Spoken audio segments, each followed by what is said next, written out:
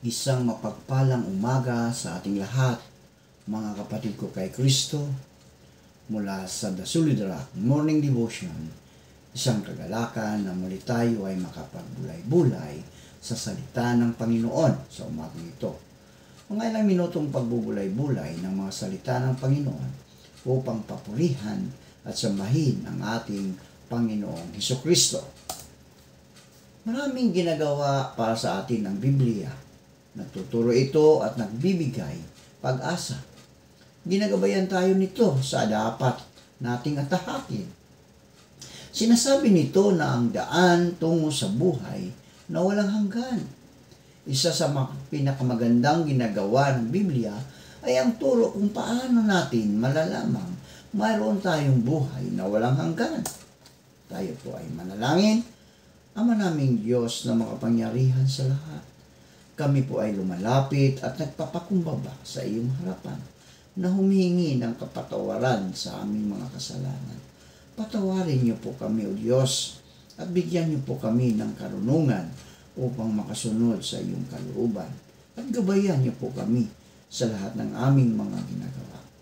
Aming itataas ang aming mga kapatid na nangangailangan ng kagalingan dahil sa mga karamdaman.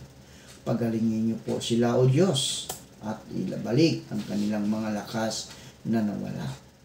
Amin ding inilalapit sa inyo ang aming mga kapatid na naghahanap buhay sa lansangan, na sila ay iyong ingatan sa mga masasama. Amin ding inilalapit sa iyo ang aming mga kapatid na naghahanap ng trabaho, lokal man o abroad, na sila ay makasumpong ng trabaho sa tulong ng iyong banal na Espiritu. Salamat, Panginoon, sa mga katugunan sa aming mga panalangin. Sa pangalan ni Jesus, Amen. Paano natin malalamang mayroon tayong buhay na walang hanggan? Nalalaman natin mayroon tayong buhay na walang hanggan dahil tudo na at sapat na ang pagbayad ni Hesukristo sa ating mga kasalanan. Ayon sa Hebrews 7:27, hindi siya katulad ng ibang mga pinakapunong pari na kailangan pang mag-alay ng mga handog araw-araw. Unay para sa sarili nilang kasalanan at pagkatapos para sa kasalanan ng mga tao. Minsan lamang naghandog si Jesus at ito'y magpakailanman nang ihandog niya ang kanyang sarili. May prinsipyo ng batas na hindi maaaring parusahan ang isang tao ng 2 bisis para sa iisang krimen. Ang kaparusahan para sa lahat ng ating kasalanan ay ipinataw na kay Hesukristo doon sa krus ng Kalbaryo. Hindi na tayo pananagutin pang muli ng Diyos para sa mga kasalanang inako na ni Jesus sa ang kaparusahan. Nalalaman nating mayroon tayong buhay na walang hanggan dahil ipinangako ng Diyos na kapag tayo'y nanampalataya at nagtiwala kay Hesukristo para sa ating mga kaligtasan, hindi na tayo mapapahamak.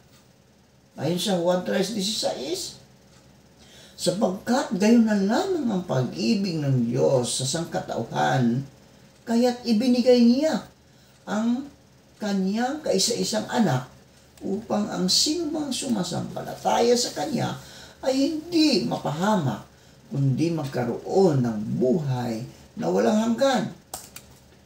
Pinapangakuan tayo ng Diyos ng buhay na walang hanggan.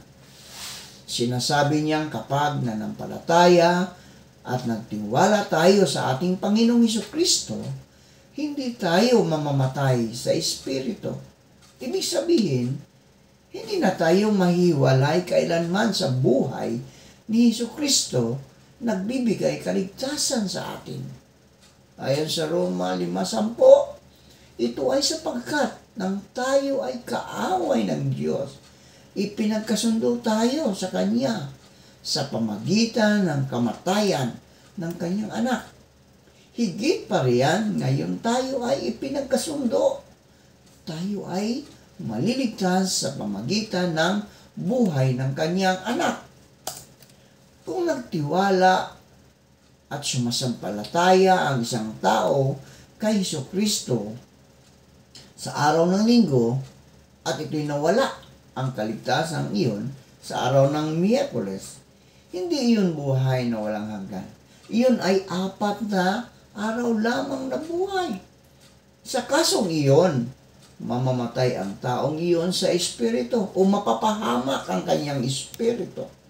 Ang mga pangako ng Diyos ay hindi para sa 4 na araw lamang, kundi para sa buhay na walang hanggan. Ipinapangako ng Diyos na hindi tayo mamamatay sa espiritu. Dagdag pa, ipinangako ng Diyos na iingatan niya tayo sa pamagitan ng kanyang kapangyarihan.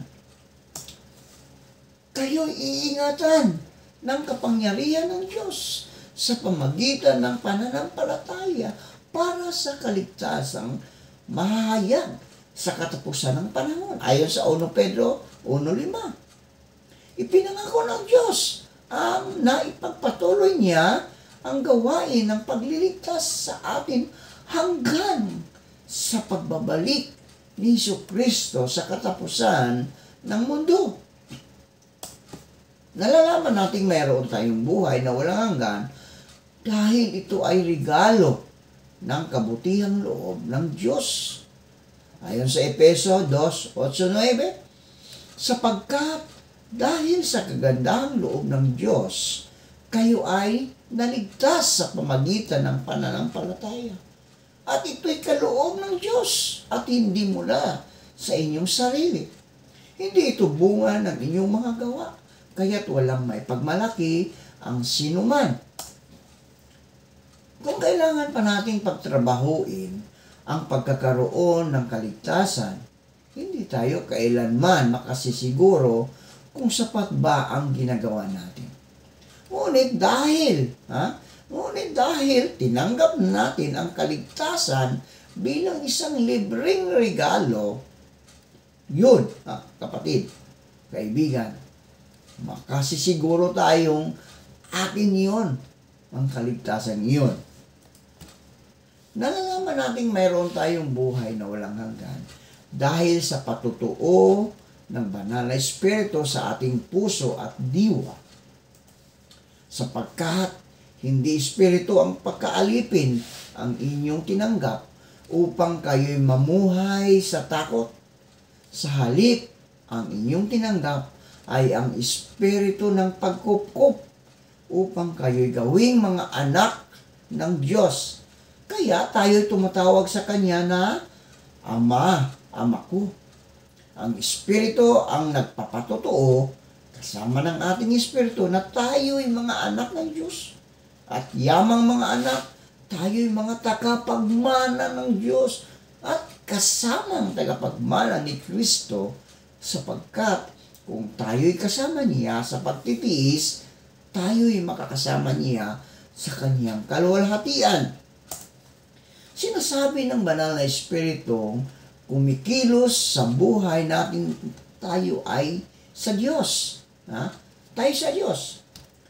Tinitiyak niyang makakabahagi tayo sa lahat ng mamanahin ni Jesucristo mula sa kanyang Ama. Ang Espiritu ang tatak ng pagmamay-ari ng Diyos sa atin. May tatak na tayo. Tatak na tayo ay ang may-ari sa ating buhay, ang ating Panginoong Jesucristo. No? Ang Espiritu ang garantiya ng Diyos na iingatan niya tayo at tatapusin niya ang gawaing sinimulan niya para sa atin. Tayo po ay manalangin. Salamat, Panginoon, sa panibagong araw at buhay.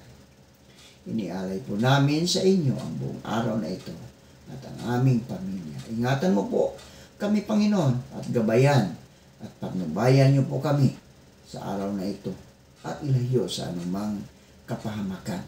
Maraming salamat, O Diyos, sa pangalan ni Jesus. Amen. Amen.